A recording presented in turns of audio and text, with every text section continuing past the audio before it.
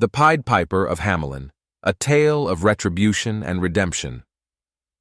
Once upon a time in the quaint German town of Hamelin, nestled along the Weser River, a calamity plagued the peaceful lives of its inhabitants. This catastrophe came in the form of a rat infestation, a plague of such proportions that it threatened the very existence of the town. Rats scurried through the streets, devouring crops, contaminating food, and spreading diseases. The people of Hamelin were desperate for a solution. In their darkest hour, a mysterious stranger appeared in the town square. He was dressed in a colorful coat, adorned with a patchwork of vibrant hues, and he sported a hat adorned with a feather.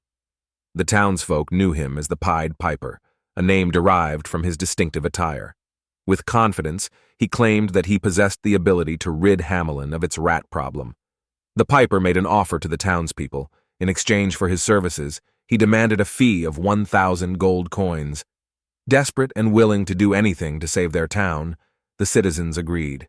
The Pied Piper wasted no time and began to play a mesmerizing tune on his magical pipe, a tune that was both haunting and enchanting.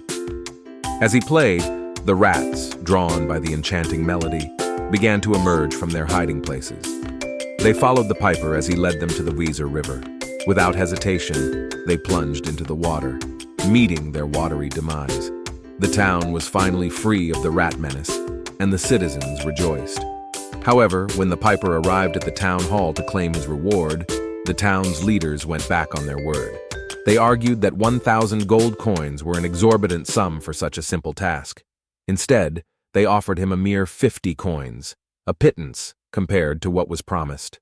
Enraged and feeling betrayed, the Piper stormed out of the town, vowing to exact his revenge.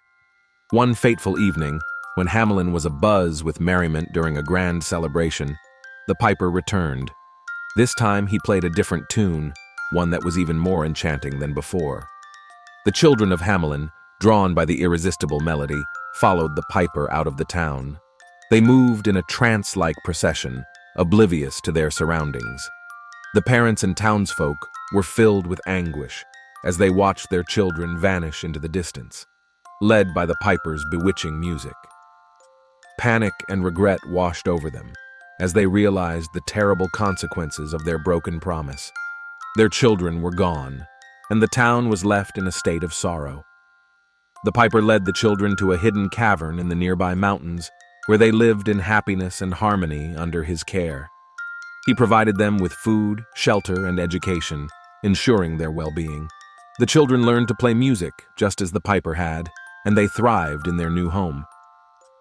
Years passed, and the memory of the lost children faded in Hamelin. The town had not only lost its youth, but also its joy and vitality. The townspeople deeply regretted their betrayal and longed for the return of their children. One day, a remorseful townsperson decided to seek out the Piper and make amends. With heartfelt apologies and a promise to fulfill the original agreement, the Piper agreed to return the children to Hamelin.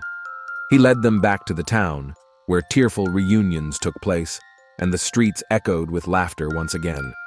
The people of Hamelin learned a valuable lesson about the consequences of breaking promises and the importance of keeping their word. The Piper, once a harbinger of revenge, became a symbol of forgiveness and redemption. The town, with its children back and its promise fulfilled, flourished once more, living in harmony and cherishing the lessons learned from the enigmatic Pied Piper of Hamelin.